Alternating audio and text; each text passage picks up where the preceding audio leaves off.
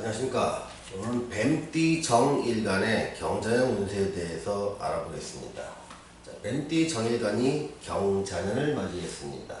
천간의 기운은 정제의 기운으로 작동을 하고요. 지지에 있는 자의 기운은 편관이라는 기운으로 작동을 하게 됩니다. 또한 이 잘하는 기운이, 잘하는 해가 왔을 때 강해지는 것은 임계로 대비해서 있을 수 있는 관의 기운은 강해지지만 병정으로 대별되거나 무기로 대별되고 있는 비겁과 식상의 기운은 상당히 위축된 상황으로 연출되게 됩니다. 또한 뱀띠가 쥐라고 하는 해를 맞이했을 때는 육해살의 기운을 맞이하게 됩니다. 자, 그래서 이렇게 이러한 요소들이 실제로 뱀띠 정일간한테 현실적으로 어떠한 영향을 끼치는지에 대해서 하나하나 알아보도록 하겠습니다. 먼저 천간에 있는 정 기운이 천간에서는 경이라는 기운이 정제로 작용합니다. 이것은 단순히 나의 심리와 심리에 영향을 미치게 되는 것이지요. 자, 심리가 정제로 작용한다는 얘기는 삶의 안정성이 중요하다고 생각됩니다.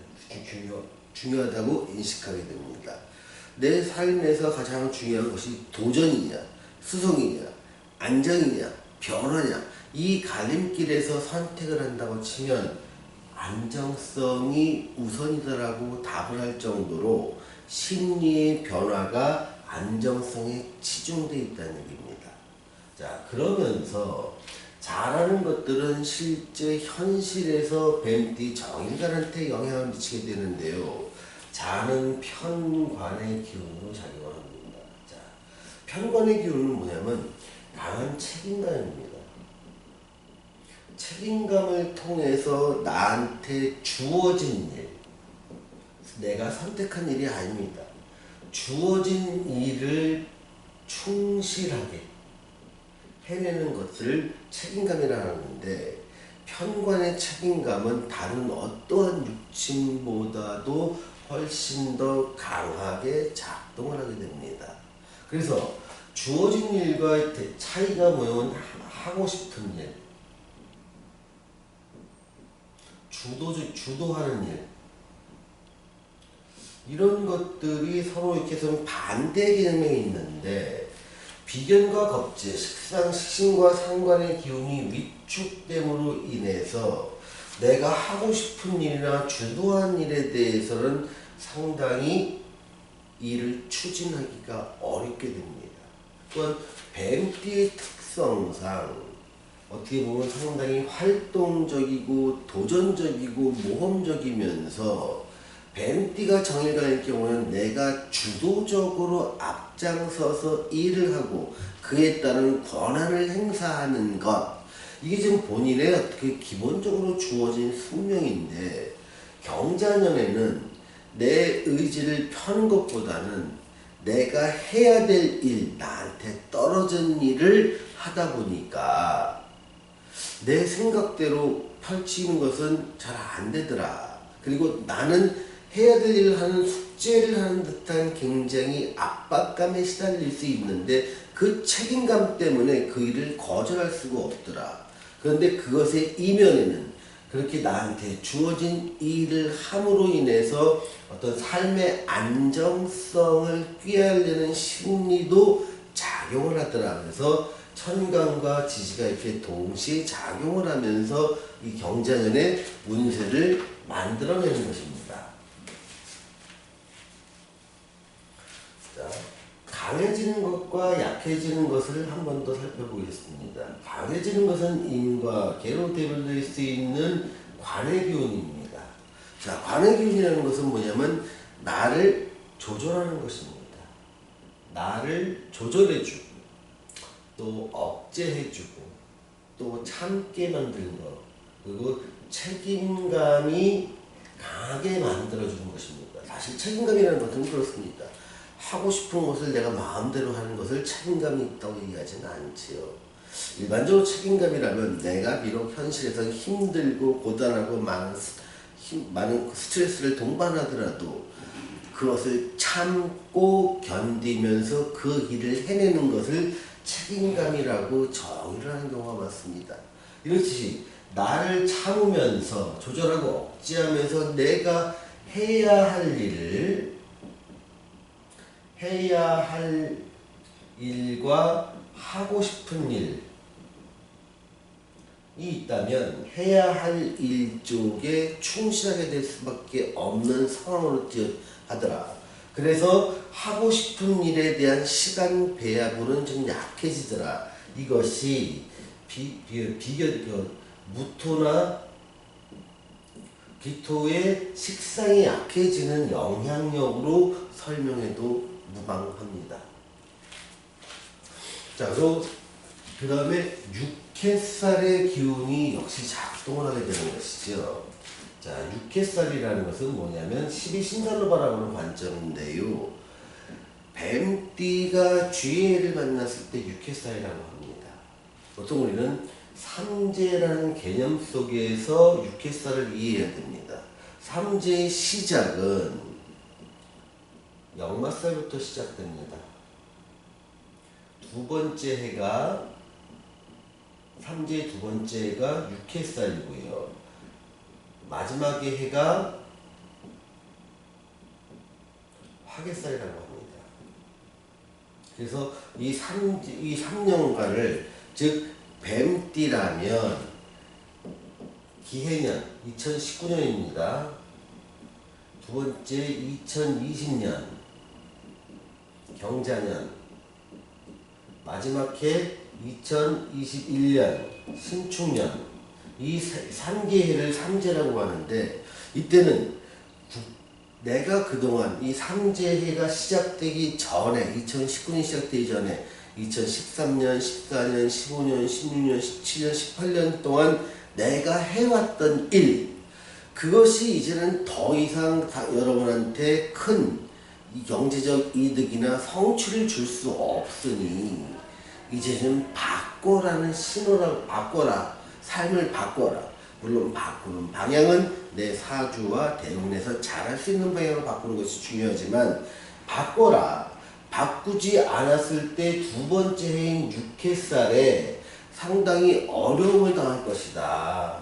어려움은 뭐냐면 과거 같은 경우는 가장 큰 게 병적인 어려움이었죠. 또는 몸이 아프거나 다치는 경우입니다. 또는 인간관계에서의 문제가 생기겠죠. 현대에서는 금전적인 측면에서도 상당한 문제를 일으키게 됩니다.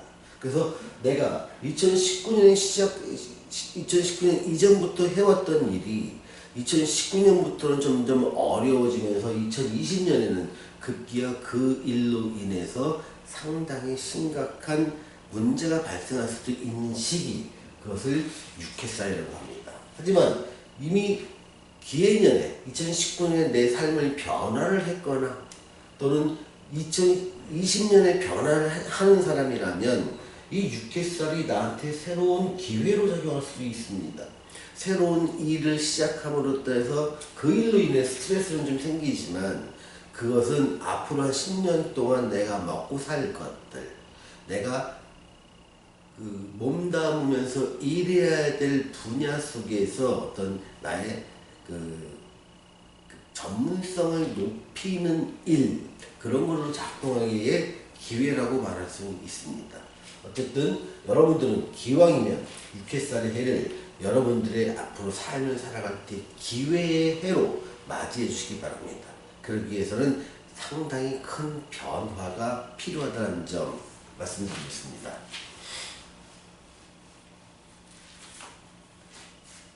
자, 애정을 한번 살펴보겠습니다. 자, 편관과 정제의 기운이 왔을 때 애정적인 측면에서는 대체로 긍정적입니다. 하지만 행복하냐 그렇지 않느냐를 물어봤을 때는 행복 지수는 다소 떨어지게 됩니다. 애정은 좋아지는데 행복 지수는 떨어진다는 얘기는 뭐냐면, 어떤 내가 선택의 여지가 별로 없이 어떤 애정에 애정의 행위가 벌어지는 것을 말합니다. 그래서 정말 내가 최고로 원하는 것은 아니지만 대체로 만족을 하니 결혼을 하자. 이런 쪽으로 이어질 수 있는 것이지요. 또는 지금에 있는 상대가 내가 원하는 최고의 이상형은 아니지만 그래도 대충 낙제점 정도는 아니니까 나는 그 애정 관계를 이어가겠다. 이런 것들이 행복 지수를 최고로 만들지는 않습니다. 행복 지수를 다소 떨어뜨리지만 애정운의 쪽에서는 대체로 긍정적으로 계속적인 끈이 이어가기는 괜찮은 시기다. 이렇게 말씀드리겠습니다. 자, 재물운을 보겠습니다. 재물운은 정제의 기운이 왔으니 좀 뭔가 근검절약을 좀 해보자. 또 비견과 겁재의 기운이 좀 약해지기 시작하니까 이제는 뭔가 소위 말하는 지름신이라고 얘기하죠. 그러니까 내가 소위 말하면 과소비라고 할까? 아니면 계획되지 않은 비계획된 소비, 이러한 성향이 많아지게 됩니다. 그래서 그동안 내가 뭔가 생각이 나면 바로 지출을 해서 원하는 것을 샀던 사람이라도 경자년에는 뭔가 근검절하면서 내가 계획되지 않은 소비를 줄이려고 하는 그러한 성향이 강해짐으로써 재물은 그다지 나쁘지 않고 평탄한 수준이다라고 말씀드릴 수가 있습니다. 자, 취업운에 대해서 보겠습니다. 취업운은 정제의 기운과 편관의 기운이 강하게 오니까 나는 내가 다소 힘들더라도 일을 통해서 삶의 안정성을 갖고 외지간한 회사라면 내가 참고 견디면서 일하겠다. 이런 심리와 현실이 작용하다 보니까 취업운에 대해서는 상당히 의욕적이 앞서니까 가능합니다. 또 좋아집니다.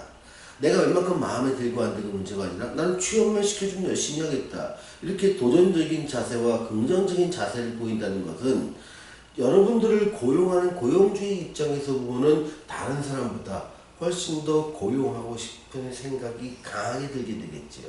그래서 취업을 해서는 매우 긍정적이다 라고 말씀드리는 겁니다. 자, 시험운을 보겠습니다. 시험운은 보통 편관의 기운이 왔을 때 참고 견디면서 뭔가를 하려는 기운이 강합니다. 그래서 집중력은 올라가지만 그것이 운과 관련돼서의 어떤 시험에서 운이라면 운적인 측면에서는 좋다 나쁘다가 아니라 평이하다 정도로 예상될 수 있습니다. 그러니 여러분들이 집중력을 공부해서 실력을 높인다면 운에 상관없이 내가 뭔가 내 시험을 통과함으로써 얻는 부가이익을 얻게 될 가능성이 매우 큽니다. 특히 시험이 취업에 관련된 시험이라면 더더욱 더 긍정적으로 보이겠지요. 자, 사업운을 보겠습니다.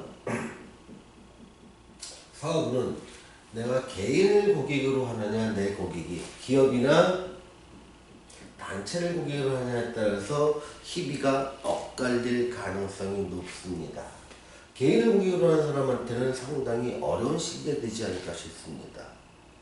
내 상품은 고객이 자꾸 사줘야 되고 매출이 커져야 되는데 매출이 줄어들 가능성에 대해서 열어놓으셔야 됩니다. 그에 따라서 자금의 어려움도 서서히 시작되더라. 매출이 떨어지니 자금이 자꾸 들지 않다 보니까 나는 계속적으로 더 열심히 일하지만 점점점 퍽퍽한 살림이 이어지더라. 이게 경자년부터 들어오는 시기입니다. 운의 모양입니다. 그러면 2, 3년 후는 나아질 것인가? 그렇지가 않습니다.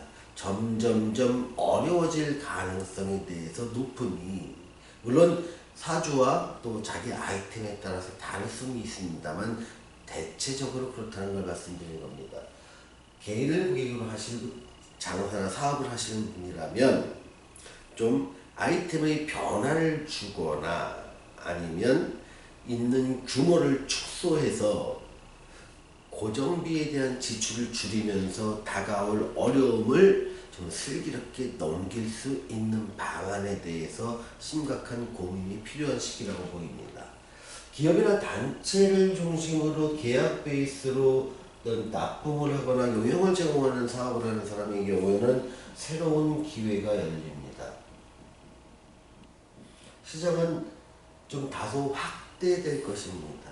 또 새로운 계약이 체결됨으로 인해서 사업의 외관 확장과 더불어 내실을 기할 수 있는 시기가 바로 경자년의 한 해가 될 수 있다고 봅니다. 다만 이런 경우도 변화한 사람한테 주어진 프리미엄입니다. 변화하지 않은 사람한테 주어지는 저는 기존 계약의 변경도 예상을 하셔야 되고 그 변경이 나한테 안 좋은 방향으로 될 수 있다는 것 또한 예상을 좀 하실 필요가 있습니다. 오늘은 뱀띠 정일간의 경제는 운세에 대해서 말씀드렸습니다. 감사합니다.